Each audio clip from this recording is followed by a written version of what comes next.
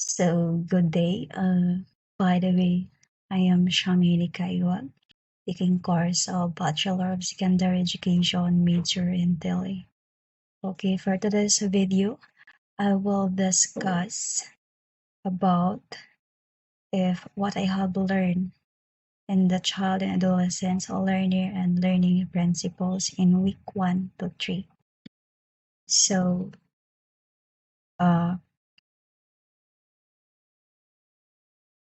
what I have learned in week 1, human development and to approach of development childhood.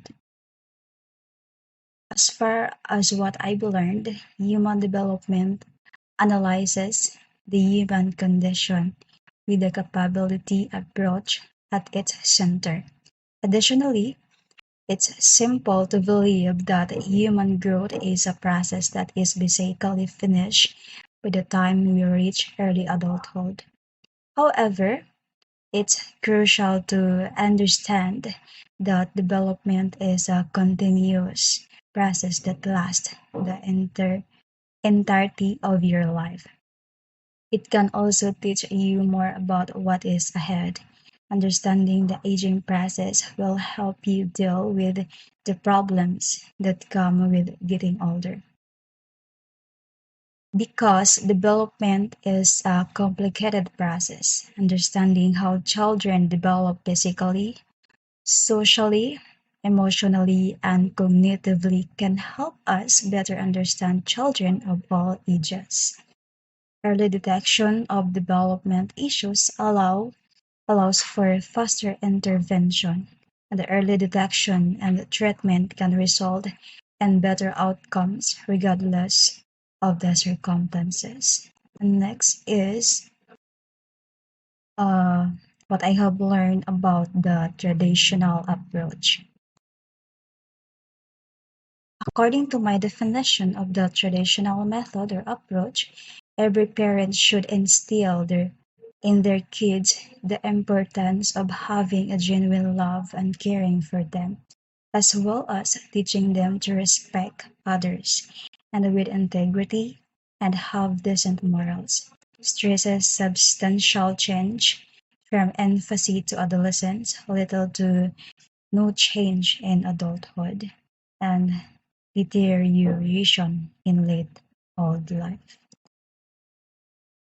And about lifespan approach, the lifespan approach, from what I can see, looks at how we develop and change from conception to death. Those who specialize in developmental psychology research this area of psychology.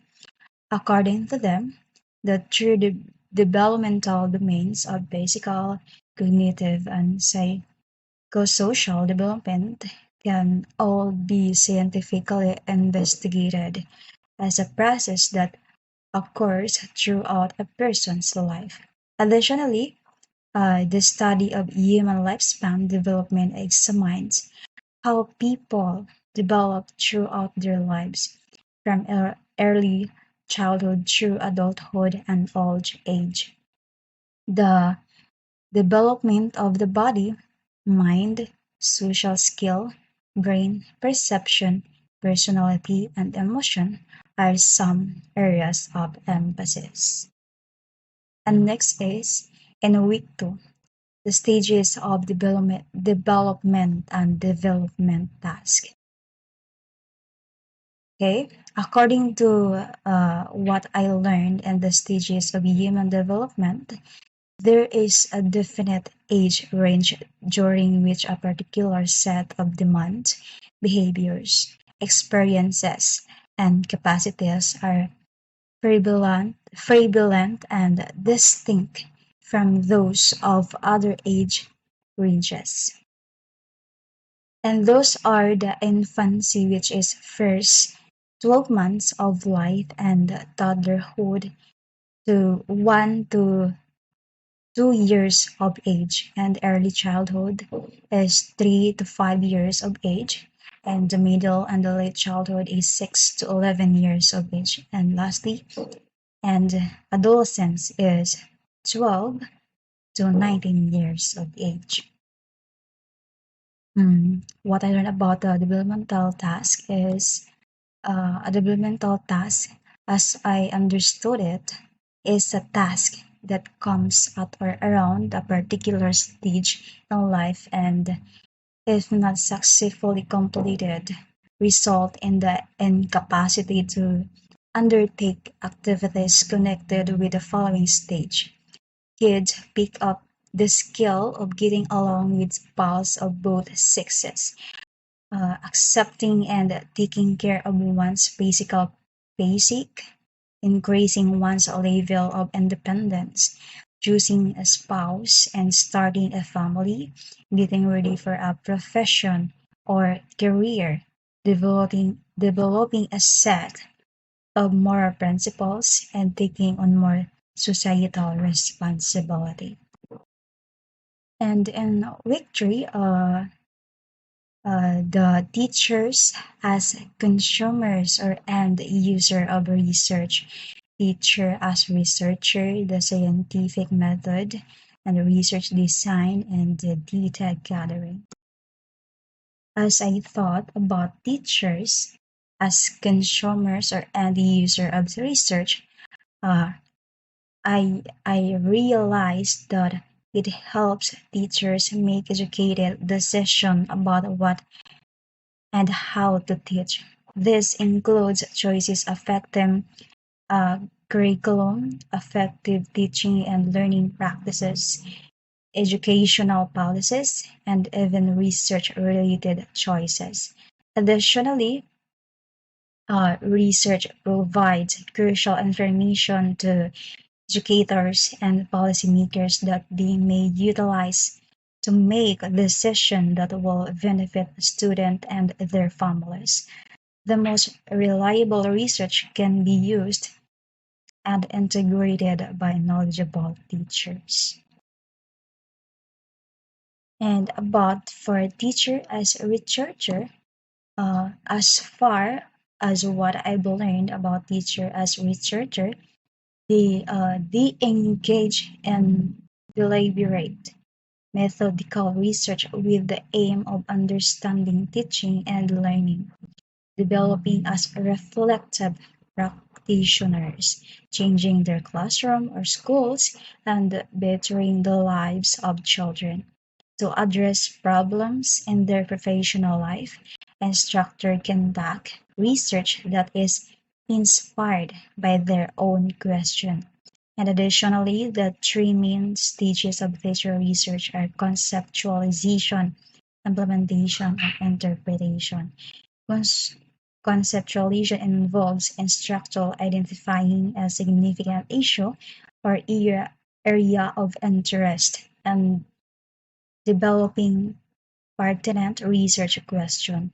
Teachers who conduct research are and the creators of new ideas, architects of curricula or promoters of educational change, and managers of their own professional growth. Next is the scientific method.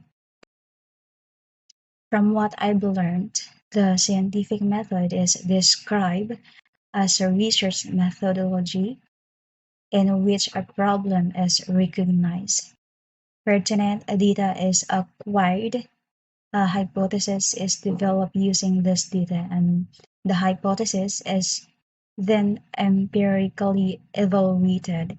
The scientific method is, to put it simply, a procedure that scientists use to investigate and discover new information.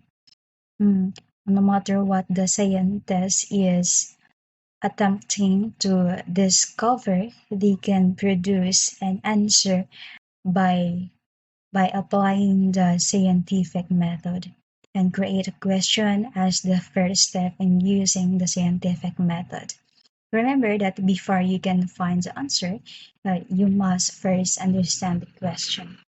Additionally, the scientific method enables scientists to conduct systematic world research, to formulate inquiries about the natural world and carry out methodically designed study. The scientific method offers framework. Although the scientific method is described as having steps, it is more like a cycle. And about for research design, as I thought about it, research design refers to the overall plan you select to combine the various study components in a logical and cohesive manner, so ensuring you will properly address the research problem. It serves as a guide for the data collecting, measurement, and analysis.